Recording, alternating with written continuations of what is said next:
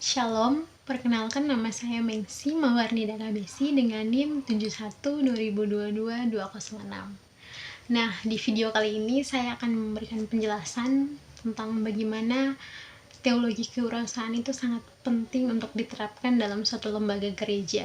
Dan itu bukan hanya untuk mencari suatu keuntungan untuk finansial atau ekonomi saja, tetapi bagaimana teologi kewirausahaan itu dapat menjadi suatu panggilan iman dalam kehidupan berjemaat. Nah, pertama-tama mungkin bagi saya teologi kewirausahaan itu sangat penting untuk diterapkan dalam suatu gereja, karena membantu gereja untuk melihat kegiatan usaha ataupun pengelolaan ekonomi yang juga merupakan bagian dari suatu panggilan iman. Nah, di sini gereja tidak hanya berfokus pada kehidupan rohani dari jemaatnya saja, tetapi bagaimana dia juga melihat secara keseluruhan kehidupan jemaat. Jadi, permasalahan ekonomi juga dilihat oleh gereja. Jadi bukan hanya pertumbuhan imannya saja, tetapi bagaimana melihat kehidupan ekonominya, kebutuhan dari jemaatnya. Nah,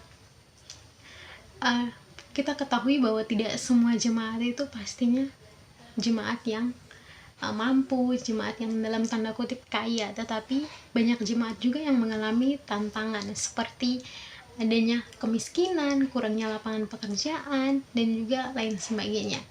Nah, oleh karena itu di sini gereja itu berperan untuk mendorong jemaat untuk lebih kreatif, untuk lebih inovasi lagi, untuk lebih mandiri, agar jemaat juga bisa dapat memenuhi kebutuhan sehari-harinya. Nah, di sini dengan demikian kewirausahaan itu tidak hanya dipahami untuk mencari suatu peluang, suatu keuntungan saja, tetapi bagaimana kewirausahaan ini menjadi bagian penting dari pelayanan gereja untuk menghadirkan kesejahteraan di tengah jemaatnya.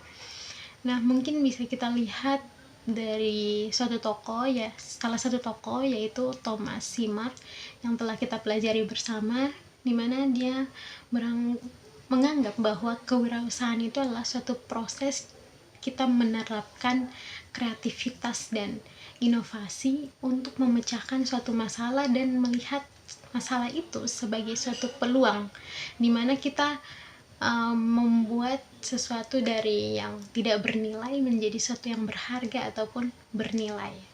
Nah, di sini kreativitas ini dapat membantu untuk kita mengemukakan ide-ide dan lain sebagainya.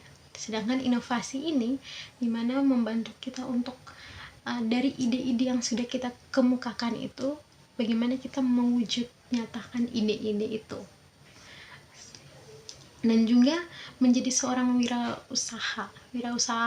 usahawan itu harus berani untuk mengambil resiko, berani gagal, berani tidak mendapatkan keuntungan dan lain sebagainya.